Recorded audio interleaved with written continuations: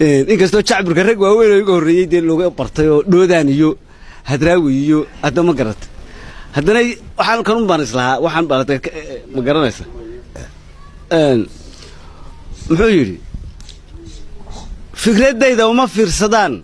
may fareenadu iyo vocabulary I am talking bay ka firdhanayaane for example kiyo leysigay foos ka dhigayaane few pointigan qeexayay folasho haystaane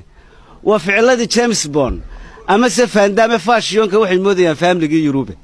fiidiyowga kuwa fiiriyaad French moodaya fucking bastard bay leeyihiin fatherkii dhalay refugees fusuqay bay noqdeen faris magaalkii Faris originalkii ka tagay photocopy-gu waxa falaydka loo saaran yahay farintu baaraysa information of America ku ibtiloobeena animalka isi ka noqoy age-ka soo baxay grade eedamaha iyo bulshada ay ku yudale waa stranger life-ka lakigu aad u saaciday experience-ka Yurubtiyo fikradaha Irish baa hoday waa ignoring ku sheegi jiray arrow hay always around the market kay ku istaraxaan expensive base moodayaan oo qasuma dhaamaane always around the market kay ku istaraxaan expensive base moodayaan oo qasuma dhaamaane forever we live in bay laash qaraarane feeras dhaqankii doorshay noqdeen visitka yimid freedom culture ka uma dhawaa VIP da speech language ka tagay oo damaanadu English sababta lecture bay ku andacoodaan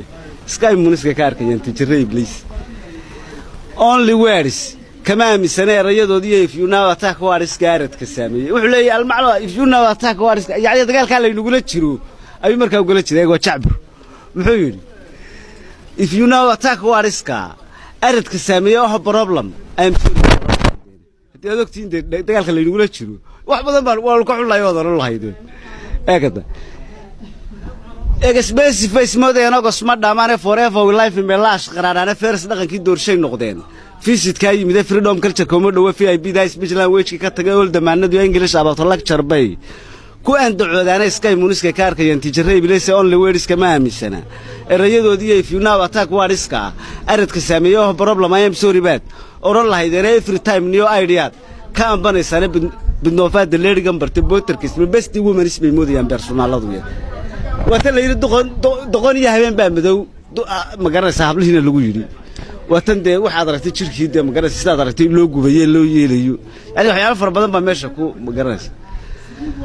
best women isbay moodayaan markaas ay inagu oranay la rag baa la soo cadayna ragina alla taas way wanaagsan halkan wuxuu ga sheegi lahayn oo oran lahayn ka wax la doonayay inuu toosiyada waa nin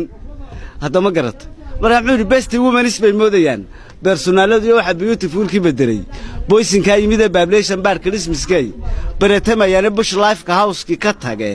towns baby iyo sidii British-ki iyo Irish-kay beled kamerane haday Benis Rate-ka u sitaan lesson-ki iyo buuga oo barasantida qeexayaan geralkiyo boygu biology-ga science-kay baran lahaayeen dheer face-ka yimid baan ogeyn dheedka maanta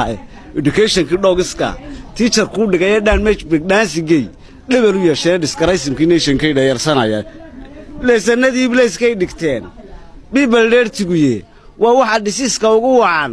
dangerous ka do remember that is the dhaqankoodu gabaygu saas u dhignaa waan u baahnaa